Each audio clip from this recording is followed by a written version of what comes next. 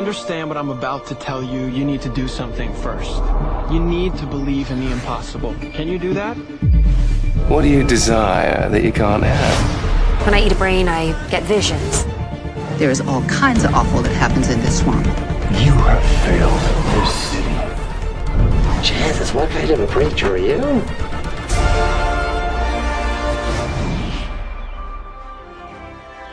There's about a dozen ways that I could stop you right now. But I don't think I have to. Because where I'm from, your grandson becomes the greatest hero in the universe. I'd really like to meet Batman. Now you should at least give a brother a moment to say something heroically clever. Finally, a superhero team I can actually get behind. In the future, my friends may not be heroes, but if we succeed, they will be remembered as legends. Welcome to the DC TV report for the week ending Saturday, July 20th, 2019. I'm Edward O'Hare, nickname to be determined. And I'm Sarah Netzley, academic by day, freelance writer by night. We're here to bring you recaps, news, and commentary for all live-action television shows based on DC Comics. And we have 3 new episodes for you this week, plus a bunch of news and banter. Lots of news and banter. All right, Sarah, it's been 48 hours. Do you want to just get it out of your system? Ed, what is that Cats trailer? Listen, I don't care that this isn't DC. Everybody needs to talk about this. How did we as a society get to the point where somebody sat in a room, looked at that and said, Jennifer Hudson's face on a weird cat body, boobs on the Taylor Swift cat, press play, release it, unleash it into the world. Ed, it's an abomination. You go now. So yeah, I remember growing up in New York City. You'd see commercials for cats all the time. And it was a person in makeup to look like a cat. And which was strange enough. It was strange, but it wasn't like pants-wettingly terrifying the way the trailer is. I mean... Now, which cat freaks you out more? Is it...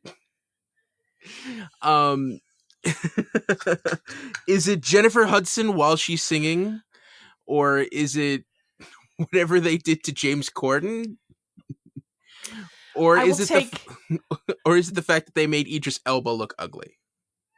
D, all of the above. You're forgetting the Rebel Wilson cat. You're forgetting the Crookshanks, Skimbleshanks, the railway station cat. There's something going on with those like coveralls. I don't know, man. I don't understand the proportions. I don't understand why some things are cat-sized and some things are human-sized, but they seem to live in a world that's calibrated for cats, but why are there human-sized things? Ed, who looked at this and said it was okay to do? Dame Judi Dench, Sir Ian McKellen, we will rescue you. Knock 3 times if you need rescuing. Are you trapped somewhere and they're making you do this? Tell us. Oh, God. So here's the thing. Cats is a Broadway musical that tourists flock to. And everyone who visited New York went, you have to see Cats, which is why it was the longest running musical in Broadway history. Well, and I will say, the music is delightful. Yeah. I mean, really, it's great music. Anyone I've ever met with even a loose connection to theater does not understand Cats at all. Just like, I don't know what the heck that is. Just oh man. It's based on a book of poems, so there's really no story. They just throw these things together with some beautiful music and crazy makeup. Absolutely insane makeup.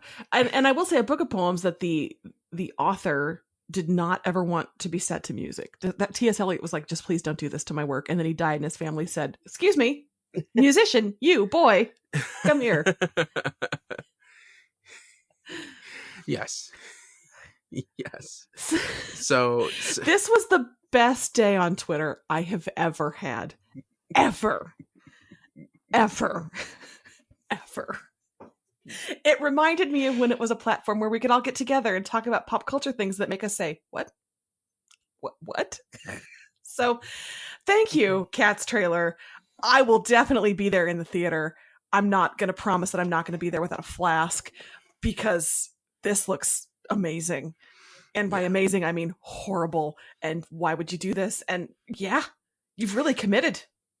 Well, they're taking conventions that traditionally work in theater, that are geared towards towards the theater, that when you throw them onto a cinema screen, just wow. Nothing about melted plastic CGI is geared toward theater. Nothing about those terrifying human faces on those sexy cat bodies. What? The human fingers, Ed. The human fingers. This isn't DC. This isn't even Comic-Con. I just had to get this off my chest. Yes, we're talking about the one movie that was not at Comic-Con this weekend. Poor Tom Cruise debuted a perfectly serviceable Top Gun sequel trailer. And all I can talk about is, what is James Corden? Why is Rebel Wilson? Why do some cats have like pants and coats? Why do cats need fur coats? And why does the Taylor Swift cat just wear high heels? Why the cat boobs? Ed, why the cat boobs? It's best not to ask questions. And I think that's what we've learned. Oh, God. They're doing this because they can, but they have not asked whether or not they should. Jellicle cats can, and Jellicle cats do, but Jellicle cats should? I don't think so. Have you seen Cats, by the way? No. What? No. I have. How? What? Because, again, I get a tourist. I can one-up you. I saw it in Springfield, Illinois when it came through on a touring show. It was one of my very first dates. I was 13, and his parents took us. It was a magical, magical night. Yeah. New York is just I don't know. Oh, so if you're from New York, you cannot like physically enter the Cats theater, is that? Yeah. It's sorry. Do they make you pronounce calamari? And if you pronounce it a certain way, are they like, no, sir, I'm sorry. No. You clearly are not from a flat state. It's Galama.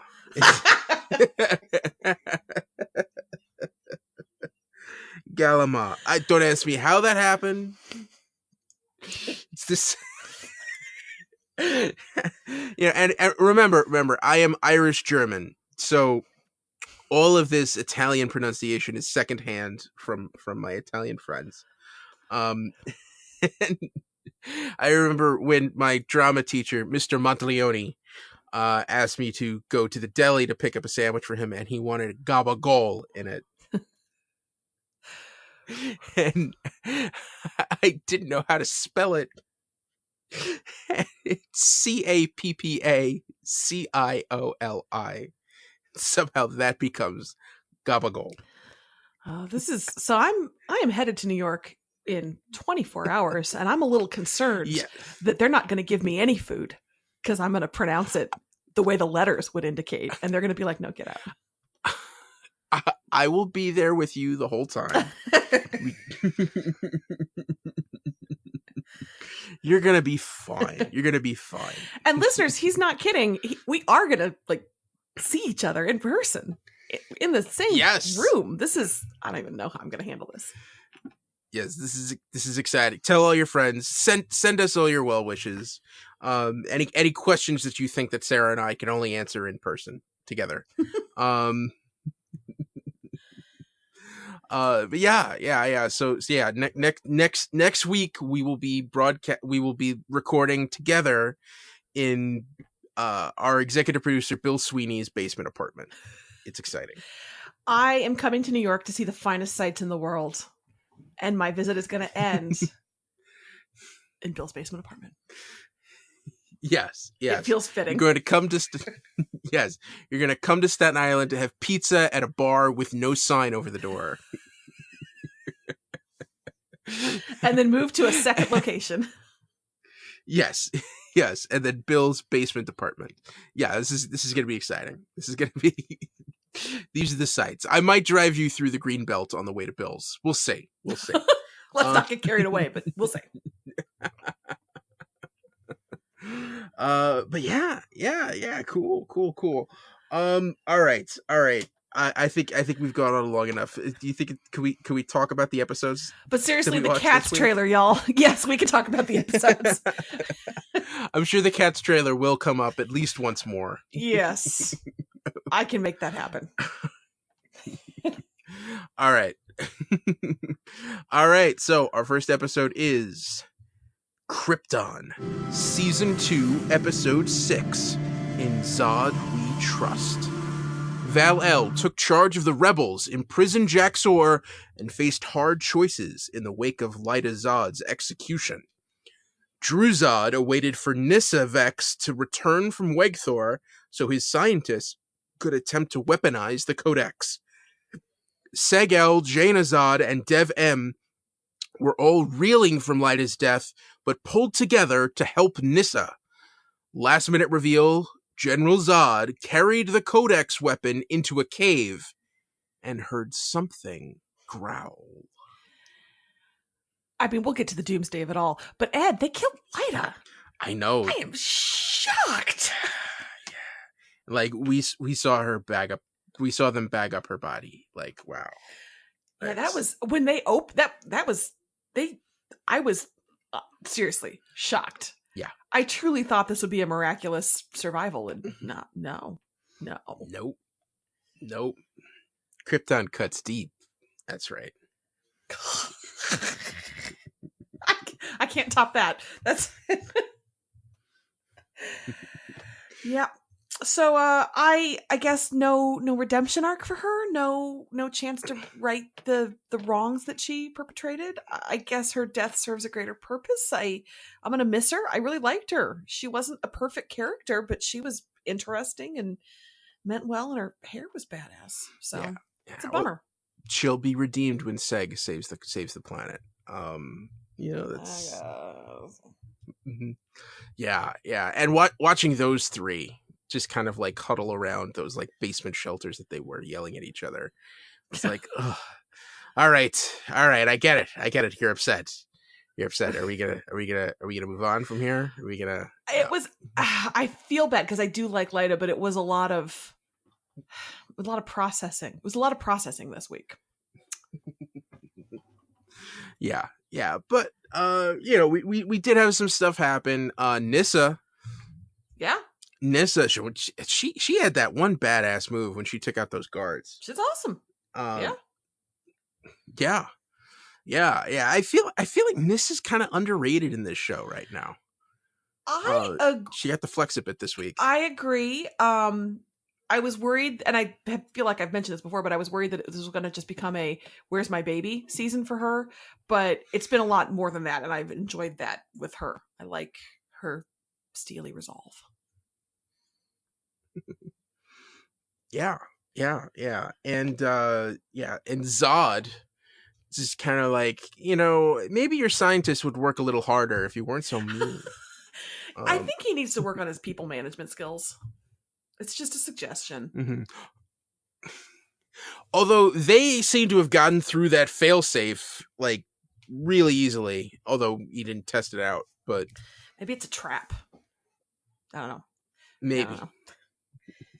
Maybe I was half expecting him to test it on that one scientist who was giving the back talk. It would. But... I mean, if not Zod, who would do that? That's a very Zod thing. I agree. Yeah, and hiding around. Do you think? So I'm guessing that's Doomsday in that cave. I'm wondering if next week is going to be the week. Mm-hmm. Like, are we going to finally get that? I assume you've been waiting for Doomsday to just do whatever it is that Doomsday does. Oh, I'm always dreading Doomsday. That's like always in your daily life. Just like, yes. What if Doomsday comes around? What if? Yeah. Yes. What if a giant monster with granite skin just? What if? What if? Yeah. Yeah, I'm always afraid. But yeah, no. Yeah, I'm guessing I'm still a little confused as to what exactly that Codex weapon is going to do. I mean, they're using the Codex to weaponize it. Does that mean they're going to like destroy bloodlines, or is it like I'm still confused as to like what exactly that's supposed to do. I feel like they keep talking, oh, we're going to use the Codex, so you can't weaponize the Codex. Yeah, I'm glad I thought it was just me because I don't understand the world or haven't tuned in enough to it, but you do have to think that it's got something to do with genetics or something, and that could be really interesting. But you're right, I'm not. I would like to hear a little bit more clarification of Zod's grand plan there. Yeah, and like how is that exactly going to help him against Doomsday? Maybe it won't. Maybe Doomsday wins. Doomsday is the boss. It's just the show becomes Doomsday in season 3. Yes. Now, speaking of management skills, Sarah, yes. How would you rate Val-El as a manager this week? Oh dear, this was the most Battlestar Galactic-y episode I think we've had in a long time, where you've got those hard choices and you've got the people fighting against the evil empire making difficult choices where you can sort of see, like, you kind of get why it happened, but you don't want it to happen. And you've got, that wasn't great people management, all the way around. Yeah. I'm not sure how well the rebellion's doing. Yeah. Morale wise. Well, I mean, he certainly riled everyone up and got them on his side really quickly. Yeah, well, that's because he was the better manager of human resources than the alternative. To the point where Jack Sore's like, really? No one's with me? It's just me and Arama here. Wow. What a bunch of, jeez. Like he's able to unite them really quickly, and then it feels like within minutes he's like, oh, there's a reason she was in charge before. Yeah, but she escaped, and they planted all of those charges, and they blew up the elevator. Yeah. Sacrifices in war. Mm-hmm. That's to me what felt real Battlestar Galactic-y. That really reminded me of the difficult space battle decisions that I don't know why I enjoyed Battlestar more than I enjoyed Krypton, but I did. But I'm a little bit. But... Is Lobo coming back? When is Lobo? I think it's going to be at least another 2 weeks before we get Lobo. But we did get Brainiac, and I kind of like the repartee going on in Seg's head. I have to admit, I kind of do too. Mm-hmm. And Seg's slowly getting used to it, and he's letting Brainiac take control every now and then. And it's gonna be dangerous. That's gonna be. Ooh, I can't wait to see that come to fruition when they have to separate. That's gonna be painful. I do like that Brainiac is the worst possible person to have in your head when you're mourning the loss of someone you loved it deeply. Because, Brainiac got no time for that. Yeah, that makes sense. That makes total sense. So that's comedy gold, if there's any comedy to be had from Lyta's horrible death. Yeah, like come on, we got work to do. All right. Was there anything more you wanted to talk about with this episode? No. Yet again, everything on paper looks so interesting, and then in execution, it kind of leaves me a little. But I don't know what's wrong with me with this show. I'm sorry, Ed. I let you down every week. It's okay. It's maybe next week. I feel like we're gonna learn more about Doomsday next week. I think that could be fun. Yeah. Can they take us to an outside location again? Can we go back to that forest just for the sunlight? Just for the You don't like the Outlands? Is that Hoth? Is it? No, I don't like Hoth. There's more mountains than Hoth. Hoth, yeah. Oh, all right. Was there any news for Krypton this week? Actually, yes. Adam is getting his jetpack.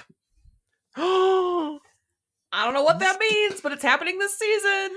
Let's get the jetpack, which means he's gonna have to wear the helmet. And that Adam Strange has a white and red costume that is for 50 sci-fi. It's banging. Oh man, I'm looking forward to that. All right. That's See? the news. That's the news. All right. Then it's time for our second episode of the week. iZombie. Season 5, episode 11. Killer Queen. Liv made an incredibly intricate jello mold mixed with the brains of a murdered drag queen. Ravi and Major followed up on a tip that someone in Seattle was using kidnapped Freilich patients to sell a zombie cure. Blaine was losing his mind because his Freilich scheme was falling to pieces at the same time Donnie and Darcy's wedding was coming together. Enzo became concerned Martin was getting soft as their plan to spread the zombie virus nationwide was being put into action. Last minute reveal, Liv watched in horror over video chat as Enzo shot her father twice in the head. Yes, all of that happened. That was so. This was a great brain. Yes. Right. Yes. This was. Yeah. This was the only episode of the week that had any color, and I so appreciated it. Yeah. I mean, this might be my wow. I mean, we only have 2 episodes left of this show. So we've got a penultimate and a finale. So this may be like the last like regular episode of the show. And what a brain to go out on. What a brain to go out on. I mean, Rose McIver, oh man, such incredible acting and what style. I mean, she really did look fabulous. That she looked fabulous. Yeah. And it's the kind of thing where it's like it's bold choices that actually really work really well, like that bright red blouse with the black skirt. Oh, I want you to talk about fashion more. I'm going to let this keep going. That's about all I was going to say. I just strike it. There were also there were stockings. And I will admit I had a little moment of like, ooh, this could get super cliche and stereotypy, but it was delightful. It really was. The looks were great. The clothes looks like LEWK look, and then the looks she gave, the side eye, she just, everything was beautiful. I will say that Jell-O would have taken forever. Do you know how long it takes for multi-layer Jell-O to set? Because you have to let each layer set and cool. That would have taken hours, but it was a great look. I was gonna say I tweeted out from the DCTV report account. It seems like a lot of work for Jell-O. And the iZombie writers room tweeted back, hard disagree. I would like to see the speeded up video of them making that Jell-O, because I would love, like, how long did it actually take? I really want to know that. Yeah. And we also got a tweet regarding that tweet from @happiestmint, who says it seems like a higher Jell-O to brain ratio too. Again, nothing but pure joy with that this week. Liv calling Ravi a British boy school CPR mannequin. So good. Her gasp during the flashback, everything about this was so perfect. So perfect. And we got the Ravi Major bro hang stuff. We got Major the Gigolo. Oh, Ed, they wrote this episode for me. And I think that because granted, Major doing that, going undercover, not on a brain, I think he's an incredible actor at that point. You know, like Yes. like doing that weird personality change with the roguish, the deep, the gravelly voice. You know, keep reminding me about that. That was good. That was good. This is a good week for Sarah. It's a good week. He also hates the hat. He mentioned the hat. He hates the hat. Major hates the hat. I like. Yeah, that. we just. Also, can we talk about that French guy's sideburns? Out of control. Out of control. I'm sad that Liv on that brain didn't get a chance to say, what is happening here? Yeah. Okay. The sad stuff. Darcy and Donnie. That was sad. I mean, that was Now, I just want to be clear. So she happens to die right after Blaine finds out that all of the other Freyla kids he'd kidnapped had been rescued. Yeah, no, I'm pretty sure he straight up murdered her, right? Yeah, I think that's yeah. That's and I evident. Would love for that. I would love Donnie to actually turn out to be like heroic hero man. You know, be the guy who says, "No more, sir," to Blaine. That would be an interesting, because we've been building toward that, right? Donnie's being built up as a character and his own man, and that would be a very cool way to end the show. Yeah, Donnie the hero. Yeah, that's definitely been the arc this whole season. Now the sad part is, like, you know, if this all ended now, I think Donnie would be going to prison with Blaine. Yeah, but doesn't everybody in Seattle kind of need to go to prison? Like, everybody's doing what they have to do to survive. I feel like this is just a no harm, no foul when all this is said and done. Like, you did what you had to do. Whatever, however we end, gentlemen's agreement, gentlemen and ladies agreement, we all walk away. I don't know. Yeah. I have to admit, this is a little confusing for me because the new season of Veronica Mars dropped on Hulu early, and I have watched a couple episodes of that. And that's two tiny blonde narrators with a very distinct voice. That is a lot of crossover cast. We have the actress who played Isabel, the actor who plays Johnny Frost. Both in iZombie are in Veronica Mars. I'm a little confused about what happened on which episode of which tiny blonde female lead Rob Thomas show this week. So it's all very good, and I enjoyed it very much. But I think I've only talked about iZombie and have not mentioned Veronica Mars, but it's possible some VM slipped in there. Now, Sarah, there's only 2 weeks left of iZombie. You can't just hold off on your Veronica Mars until after iZombie's I'm gonna finished. Ask you to never say that to me again. What is this hold off concept of which you speak? I hope the Taylor Cat Swift sits at the end of your bed for the rest of your life. That's what you deserve. Taylor Cat Swift lounging on your bed. I can hear the blades shooting out of the microphone straight into my throat.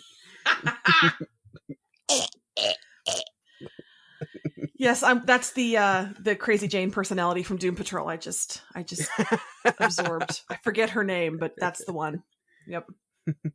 With the words that cut. Anyway. It's a good Rob Thomas week. This is a great episode of iZombie. The Veronica Mars new season is fabulous so far. So everybody run, don't walk. Yeah. I couldn't agree more. I thought this was great. You had all this high pressure stuff going on with the stuff happening with Donnie and Darcy. Graham finding out that his boyfriend was killed from Liv. And him just basically spilling the beans, saying, "Yeah, I've been working with this guy who turns out is her dad." So what was going on with her dad's head? I think what you found out was that wig was actually a steel skull cap. Okay, all right. So that's why when he shot him in the head, yeah. Surprising. But evidently it wasn't covering his forehead. Yeah. That I was a little surprised. I was a little surprised by that. You know, we talked about lack of a chance of redemption in Krypton just a second ago, and this is another case where I feel like live and her dad didn't get to have it out. But I guess that's life. You don't always get to redeem people. Yeah. But I mean, the good news is Ravi has the utopium that he needs. So maybe we could start working on a cure. The Freilich patients are saved. The only downside is there's a bunch of zombies posing as prostitutes in Las Vegas who are about to spread the virus nationwide. Yeah, that first off, that shoot 'em up scene, I thought that was really cool. I do like Sarah Brain. Oh, that's why they were so attractive. All right. That's why that assassin squad was so hot. Got it. And sorry, just and they're getting and of course it's the electronics convention. The electronics conventioneers. Yeah, they're gonna be the ones who spread it. Yeah. This is scary. We only have 2 episodes left. There's 2 episodes left. And, I hadn't thought about it, but you're right. I do wonder if we're going to get more of that 2-part to be continued finale feel as opposed to one more brain of the week, crime of the week. So I do probably need to make my peace with that. I'm not ready to say goodbye to the show. I love the show. But like with any show that's going out under its own steam with its own stories while it's still top notch, there are worse ways to end a series. So agreed. I hate to say goodbye, but I'm glad we're saying goodbye like this. All right. Any news for iZombie this week? Just the titles for the penultimate and finale episodes. The penultimate episode, which airs this coming week, is called Bye Zombies, which I don't know, doesn't bode very well. Like, where are the zombies going? Yeah. And then the finale is All's Well That Ends Well, because no show can resist the punny, cutesy finale title. iZombie is not alone in that. Yeah. Well, I feel like that's like the first episode title I've heard in a while that doesn't have a dead pun in it somewhere. You should... Yeah. All right. Cool. All right. That's iZombie, everybody. Now on to our final episode of the week, Swamp Thing. Season 1, Episode 8, Long Walk Home. Abby found herself in hot water when she returned to CDC headquarters. Matt was having a rough time at his first day back at work. Nathan Ellery started getting involved with Dr. Woodrew's research. Avery wandered the woods hallucinating before he encountered the Swamp Thing. Last minute reveal, Abby made it back to the swamp and found a stray shotgun shell and moved Earth from where Avery had his hunters free Swamp Thing and carry him away. Adrienne Barbeau! That's what I got. Yeah, Adrienne Barbeau's in this episode. as a hard ass. Yeah, she's Dr. Palmer, which I think might have been the name of her character in the Swamp Thing movie. Really? I didn't even think to look that up. I think it might have been, yeah. But yeah, that's a cool connection. Yeah. And she's been involved with DC Comics forever. She's the voice of Catwoman on Batman the Animated Series. So it's nice to see her acting live action again. I thought that was a nice little nod to bring her in. Although it seems like she's working with the bad guys, and yeah, and I now here's the real question. Abby's friend Harlan, who is, I think, really, really considerate and a good friend, considering that, like, Abby just kind of like left him to wander off to handle all the red tape while she was in the swamp trying to figure out what's going on with Alec. And he comes back and he's right by her side and is like, hey, I'm with you. right until he leaves her apartment and gets snatched up by Conclave goons. Is Harlan still alive? He better be. that was my overwhelming thought was, oh, they'd best not kill Harlan. I like him. He's her supportive friend. He's a good guy. He survived his swamp brush earlier this season. So, free Harlan. Don't send Harlan into whatever, where was it that they sent him for whatever disease? I don't know if he's really there or not. He's not, but let's not, let Harlan come home. Free Harlan. Yes, free Harlan. Free Harlan. And free Alec. I thought Avery dangling Abby to get Alec to let them experiment on him was cruel. Smart. I mean, Avery's smart. But that was just hard for, he knows what Alec wants. That's yeah. And I'm disappointed in Alec. I thought he would have known better than to trust Avery Sunderland and Dr. Woodrow, that they don't understand what he is. There's no way they're going to help him. And of course Woodrow's thing is like, what, cure him? What are you talking about? Why would we want to cure him? What a weird, I love that character. He's so weird. The performance is so off kilter and unsettling. And even if he had the best of intentions, if it was presented in the way that character presents things, I'd be like, no, I don't want coffee from you. Thank you, sir. He's just, what a weird character. I will say, I probably liked this episode the least of any of the Swamp Thing episodes that we've seen so far. And I wondered, it just felt a little disjointed and a little, I don't know. Is this where the cuts started happening because they got that reduced episode order? Is this where they had to sort of pivot into, oh, we got to get to endgame storytelling because we're losing 3 hours of show? Am I reaching for that? Did you feel any of that? I felt that a little bit. Yeah, it seems like some things were rushed. I mean, we'll never really know that for sure. But yeah, I could see why, that they were kind of putting pieces in here. I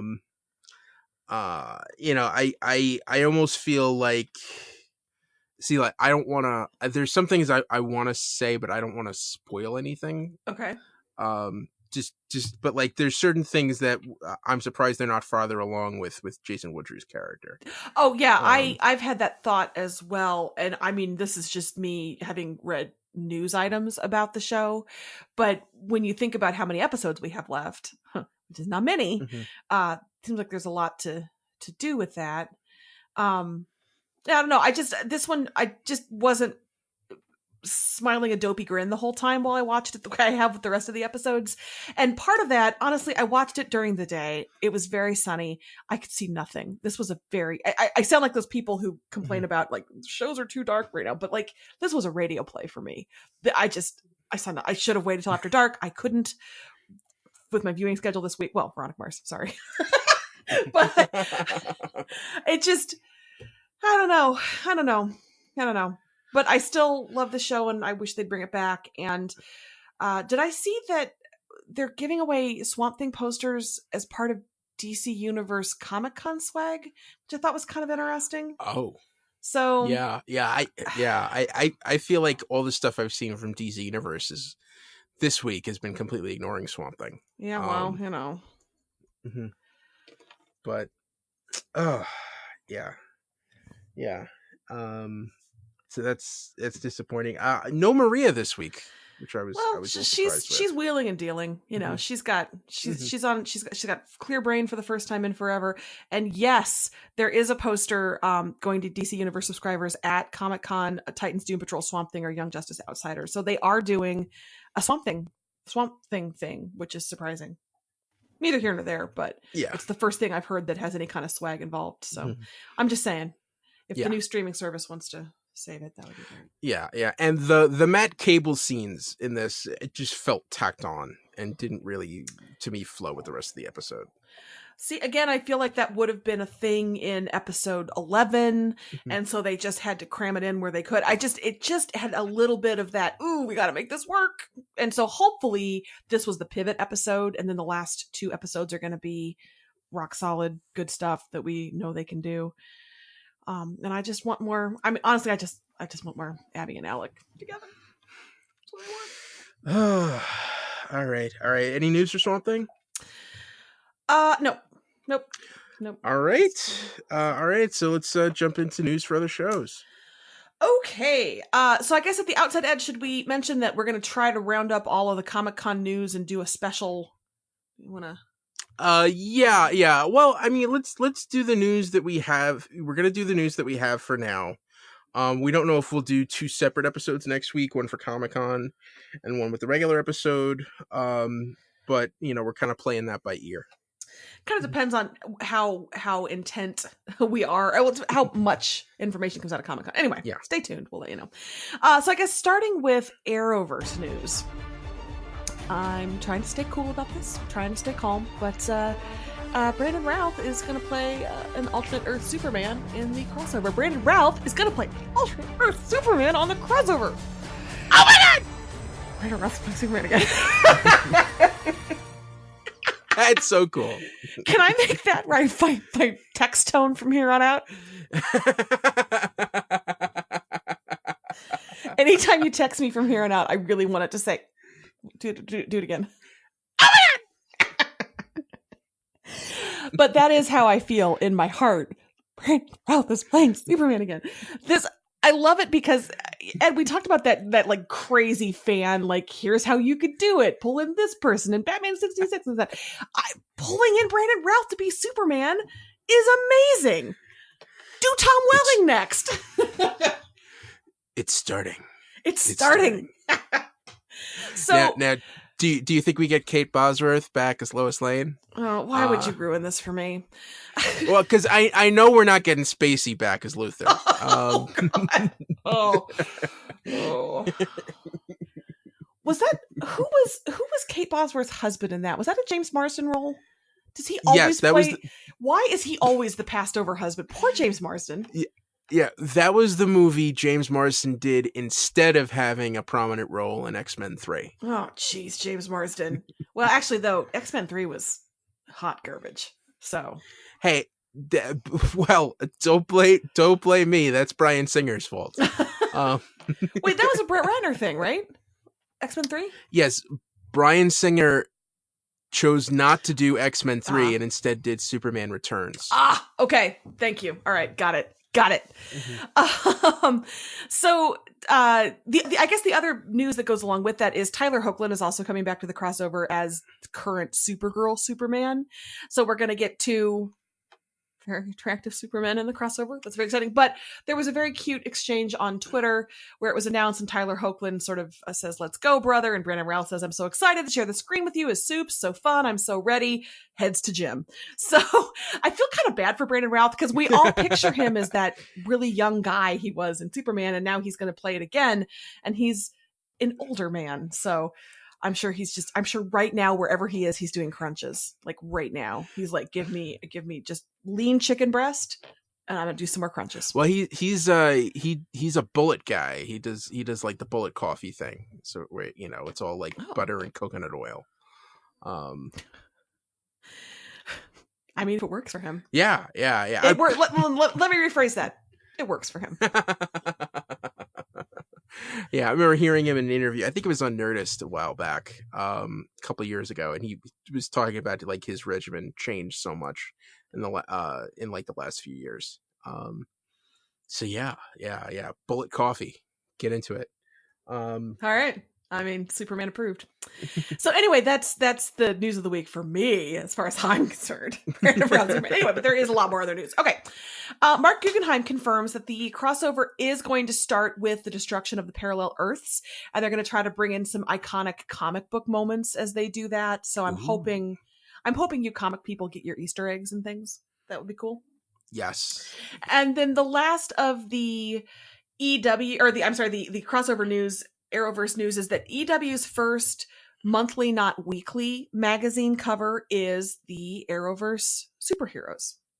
So, your Oliver Queen, your Barry Allen, your Cara Danvers, all of those folks are on the covers of the different collector edition covers, and they did all of the photo shoots with practical effects, which I thought was kind of cool. They didn't do a lot of CGI, so they did a lot with lights and just physical things in the studio, and the effects are really neat, kind of lens speeds and things. Sarah Lance, also, you have your White Canary, Katie Lotz, and you also have Ruby Rose as Batwoman on the covers as well. So you have all of those shows represented. And once again, poor Black Lightning. Yeah. What's up with that? I don't know. It's strange. I understand that they don't want to share the universe, but it's so strange to have a CW, technically Arrowverse show that's so shunned. So. Yeah. Give Cress Williams some love. Let's figure this out. No kidding. Mm-hmm. Put Nissa on there. So anyway, so check those out. I am just personally super curious. I get EW obviously because they, they're my magazine. I'm curious who I'm going to get. But I don't know. I mean, obviously Supergirl. Supergirl's my jam, but I'd also take a Canary. Okay, so moving into other shows. Batwoman-wise. Batwoman music. Ruby Rose had to pull out of Comic-Con because they're still working on the episode. They're still filming the show, so she had to pull out. That was really disappointing. I think it's too bad. I think it would have been nice to have her there. Yeah, especially since this would be her first Comic-Con as the character. It's right before the show is going to premiere. I mean, I feel like this is really unprecedented. Your star of your comic book show isn't going to be there. But I mean, that said, this better be one hell of a stunt. This better be one hell of an episode that they're filming. I wonder how far into production they are. But we're still going to get the show. People have seen the pilot already at Comic-Con. If you're curious, you can find some of those reactions. I don't know, Ed, we're not really interested in talking about it until we've seen it ourselves. So, Yeah. I'm staying clean. Mm-hmm. And there's a lot of time between now and then to, who knows what they're going to do with it. So, that is the Batwoman news. Moving on to Supergirl. Buckle up. We have a lot of Supergirl news. A lot of this is coming from that Entertainment Weekly cover story. So I have just a ton of Arrowverse news for y'all. So this season of Supergirl coming up, it's their Black Mirror season in that it deals with technology. Leviathan is going to be involved in said technology. This upcoming season is described as a fight for Lena's soul. John's brother showed up at the end of last season's finale. He is there because the Monitor wants to test John and get him ready for the crisis. This is cool. John's brother is a shapeshifter. He is going to be played by a different actor every time he shows up. So he will have the same voice when he is in his Martian form, but we will see a different actor each time for John's brother. Cool. Ooh. All right, we're going to say goodbye to one regular character this coming season. Makad Brooks, who plays James Olsen, is leaving in the first half of the season. Oh, it's about time. I was going to say, that felt inevitable and also a little bit overdue, maybe. He just never, I don't know, I feel bad. He just never... So, we say goodbye to one Brooks. We say hello to another Brooks. Andrea Brooks is going to be a regular this season. That's Eve Tessmacher. So we're going to see some Eve. I'm excited about that because her character has stuff going on with her. She's got Miss stuff. Tessmacher! Miss Tessmacher! Jeremy Jordan is coming back for 3 episodes after the crossover. So we are going to see Wynn again. Exciting. Yay! Melissa Benoist is going to direct episode 17. She's been wanting to direct for a long time. This is the first time they've been able to make that happen. I, for one, am looking forward to how they're going to sideline Supergirl for that episode so she can do the directing duty. And Supergirl's getting pants, Ed. She's getting pants? New costume. Skirt no more. She got pants. Oh, I don't know if I could abide this. So apparently, every time poor Benoist puts on that costume in the cold Canadian winter, she says to whoever will listen, guys, it's cold and I'm in tights and a skirt. Can I have pants? And finally, they've said, you may have pants. Here are your pants.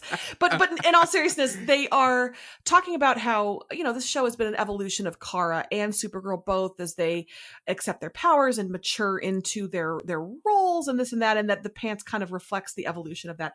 I love the skirt costume. I really do. I'll miss it, but the pants are cool and also warmer. They're both cool and warm. So I'm happy for Melissa that she won't freeze to death. Yay, pants! Yay, pants. I'm more excited about the pants than the bangs. At this point, so. I knew it. I knew we were going to get there somehow. I'm sorry, is it time to talk about the cat trailer again?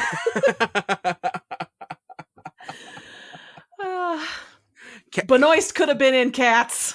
Do cats have bangs? Is that a thing? You know what? I wouldn't put it past that terrible, terrible movie to put like CGI bangs on the cats. Why CG? I don't understand. Like, why couldn't they just do makeup? I mean, just do makeup. It would have been so much less horrifying if it had just been makeup. Like the cats on Broadway are great. Yeah, just do that. Yeah. Just were the actors too busy for hours of makeup every day, and so they just put them all. The bigger question is: was Dame Judi Dench on set in the green mocap suit? I think like the footage I was seeing on Entertainment Tonight, like the day before, which did not show any of the effects. It was just them like rehearsing. Because they knew. It looked like it looked like most of them were just walking around in sweatpants, and that the and that the effects were all going to be added in afterwards. There was no indication of what they would look like as cats. They knew how we would react when they put that trailer out. Did the people involved step back and say, "Oh, the internet's gonna love this. We have done such good work here"? And then did they watch the tweets roll in horror, or did they know? No, I think they know. Again, the fact that they had an Entertainment Tonight piece that did not show any of those effects 2 days before the trailer dropped, to me says we're gonna hold this back as long as we can. It's like, all right, we've got to put it out. All right, here goes. And maybe they did it around Comic-Con hoping, that Top Gun trailer, for example, would be what everybody was talking about. Sorry, cats. Yes. You have not heard one complaint. Actually, a lot of people have been complaining that, Danger Zone wasn't the song for that trailer. But those voices. I want to cut together the Cats trailer with Danger Zone. Top Gun, one of those movies that people are most surprised to find out I have never seen. Ed, what? I know, right? It's not a good movie, but what? People are astonished to find out that I have never seen Top Gun. Yeah, that is a little surprising.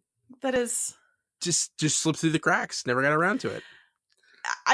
I totally get it. I think you should watch Top Gun. I do think you should. I think you should. That's probably going to be an upcoming episode of the Wicked Theory podcast. Yeah, that seems to be Bill's jam these days. If you want to hold off until I'm there, I will watch the volleyball scene with you guys. I'm just saying. Yeah. Oh no! I don't think it's gonna happen. I was thinking it would happen, like a year from now when the sequel comes out. But if I'm not shown that volleyball scene, I'm walking. Okay, so this is the thing now. Okay, all right.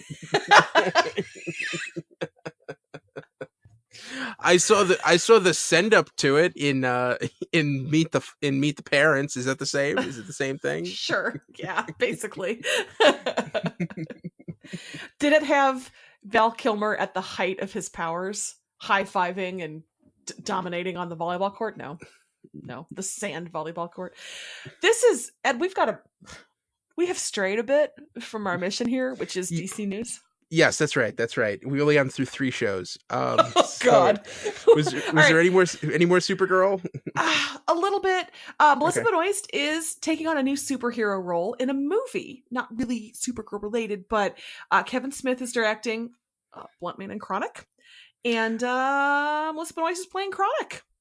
Oh, well, it's Jay and Silent Bob reboot is the name of the movie. Thank you. But they're trying to stop a reboot of Blunt Man and Chronic, which is the comic book characters based on them. Well, I kind of like that in Melissa Benoist, Kevin Smith has found his muse. We've all got them. So, it's like Quentin and Uma, and now it's Kevin and Melissa. It's great. Yeah. It's great. I'm looking forward to hearing Melissa Benoist curse. Yes, me too, because she's sort of a Disney character. So, Scorsese, DiCaprio, Benoist Smith is there. Yeah. Okay. You want to move on to The Flash? Yeah. All right. So if season 4 was about humor and season 5 was about spectacle, season 6 is about heart, according to the showrunners. Ooh. It was news to me that season 4 was about humor. That was news to me. Yeah. Yeah. But that's what they say. The big bad is going to be from the comics, but it is not someone who's been mentioned on the show before, which, start your engines trying to figure out that.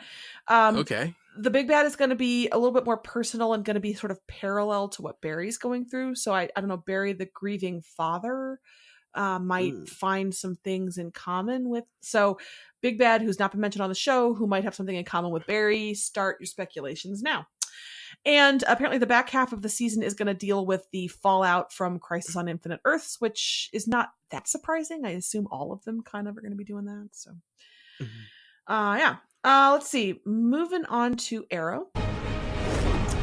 Looks like Oliver is going to be traveling the world this coming season, which I kind of expected Oliver to be traveling through time this season. Ed, were you kind of expecting that as well? I was expecting him to be traveling the multiverse. Yeah, I thought world seemed kind of limited. Yeah, sure. I mean, Oliver can do that in a plane. So with the Monitor, I kind of expected more galaxy hopping, time hopping. And I'm assuming we're going to get that too. But the way it was spun in the articles I've seen coming out is Oliver's traveling the world. And that episode 1 is an ode to season 1 and episode 2 is an ode to season 2. So we're doing some greatest hits stuff. Speaking of, right. Stephen Amell tweeted a photo of the interior of Queen Manor and said, blast from the past, blast from the present. So they're back in Queen Manor for whatever reason. That, that indicates to me either time or galaxy travel, right? Yeah, definitely. Then casting-wise, Ben Lewis is going to be a regular this coming season. He plays William. Not that surprising since Catherine McNamara is also a regular as Maya Smoke. So we've got the Offspring who are going to be on the reg. And then Ernie Hudson said he's gotten a call about coming back. Nothing is official yet, but they have called him to see if he'd come back as John Diggle's dad. That's exciting. That is exciting. Yeah. Yeah, his character was fun. I'd like more of that. Also, just more Ernie Hudson, always good. Yeah. Mm-hmm. Yeah. Okay, moving on to Legends of Tomorrow. The season 5 premiere is going to be called Meet the Legends, and it will be a mockumentary as the Legends deal with their newfound fame after they save the world. Okay. I assume that'll be amazing. Everything they do is amazing, and that sounds like a lot of fun. And in general, this coming season is a take on fame culture, that the souls that Astro released from hell are going to want money and fame and all of that. And so that's sort of going to be what the season's about. And this wasn't mentioned in the article on EW, but it seems to me that Zari is going to be internet famous this season because she is the girl with the dragon. And so they're going to be playing with ideas of fame and things like that. So I thought that was kind of cool. Let's see. Also, Ava is unemployed, going to be living on the Wave Rider, which is going to have a little bit of an impact, I think, negatively on her relationship with Sarah. Unemployed Ava should be pretty interesting because she's sort of type A. Yes, very much so. So that'll be fun. And Sarah is going to contract magical illness that's going to leave her with a superpower. Now, it doesn't say if it's just a symptom that's going to go away or if it's a forever superpower. It looks like it's the kind of thing she's going to maybe struggle with a little bit. And I don't know about you. I kind of like that Sarah was the person who didn't have superpowers. She was just a good fighter. I really liked that. Yeah. What do you think? I don't know. I think it depends on what the power is, what exactly the power is. If it's something like a canary cry, that sort of complements her fighting style. but I don't know. I guess we're just gonna have to wait and see. But yeah, seems like there's I trust the show. So yeah, seems like there's a lot going on Legends. Yeah. There's a lot going on in the Arrowverse this week. Just a lot of news that came out. So I think that's it for the Arrowverse that I have. But we have a couple more things on a couple more shows, including Titans. Sad news first. There was a fatality on the set. There was a stunt that was being tested, and the stunt effects coordinator died during a car flip stunt. His name was Warren Appleby. The production shut down. They've set up a GoFundMe for his family. So, really sad. You hate to hear that. Yeah. You just hate to hear that. So. That's tragic. That is tragic. And now I'm going to do the world's worst hard pivot. Krypto's on the poster for Comic-Con. I'm sorry, there's no good way to transition. But yeah, their DC Universe subscribers can get special posters at Comic-Con this week, apparently, and Krypto is sort of front and center on the Titans one, which is adorbs. Anna Diop, who plays why Ed? Why do I always blank? Starfire. Starfire. Was asked in just kind of a candid, I think it was an Instagram interview, when the show is going to premiere season 2, and she said early October, late September, but don't quote me. So you know what I did? They quoted her. What? Yeah, I quoted her. And in our every week Get It Together Titans, Minka Kelly has an Instagram photo that she put out that shows in the background Raven being made up, and she's got a dark spot on her forehead right where her gem goes. So is Raven getting her gem this season? Maybe. Ooh. Should we know about it now? Probably not. Does Titans need to have a serious talk to them about cell phone privacy? Yes. Yes, they do. Yes, they do. Very much so. Oh, Titans. Next, Pennyworth music. So EW has just another preview of, I don't know what the Pennyworth people are doing, but their PR people deserve every amount of money that goes into their bank accounts because they are working for the show. But EW previewed the relationship between Thomas and Alfred in the upcoming show. Thomas does not want to get his hands dirty doing what he has to do, which has some sort of maybe other intent than what he is presenting to the world, and he finds Alfred, who needs money. So Thomas wants to keep his hands clean. Alfred's not afraid to get his hands dirty. It's a match made in heaven. The folks who have seen season 1 are describing it action-packed, gruesome, darker than you expected, kind of James Bondish, ridiculous in the best way. You know what? All right, that sounds interesting. You got me, Pennyworth. You got me. I'm in. I mean, we're in regardless, but that's, okay, last news of the week. Are you ready? Yeah. Gotham. Oh. Yeah. It's nominated for an Emmy for Outstanding Sound Editing. That's it. Good for Gotham. All right. Gotham. It's been nominated for Effects Emmys before, but I just thought it was kind of, I just wasn't expecting to see Gotham in the news as I was looking for it this week. So, Gotham. That is all the news right now. Comic-Con is happening right now. I'm sure there's going to be a cavalcade of news, probably that's happened while you and I have been recording, Ed. So, friends, stay tuned. We'll get to it. All right. Well, thank you so much. Now it's time for our winners of the week. Sarah? Yeah. I feel like I'm violating the spirit of this with this week, but Brandon Routh. Brandon Routh's going to be Superman, Ed! Winner of the week! All right. Brandon Routh is Superman again! I'm sorry. I can't. I'm still shouting about it. Well, then I am going to go with Liv Moore's sense of style this week. On the drag queen brain. Oh, did you think I was going to do that? Yeah, I had two options, but but Liv has to be mentioned this week, and so yeah, I'm going with that. Her on drag queen brain. I thought that's far and away definitely one of the top 5 brains in the history of the series. And actually, the thing that was really great about that is it made her a better detective. Like, yes, it did. Who else would have thought to look at the rhinestones? She looked better and she detected better. It was a good brain. I agree. I feel like this season gave us probably at least 2 of my top 5 brains, if not more. It's been an exceptionally good brain season. All right. Thanks, everybody. That's the DC TV report for this week. You can find us on Twitter. I'm at Edward O'Hare TBD. I'm at Sarah Netzley, SARANETZLEY.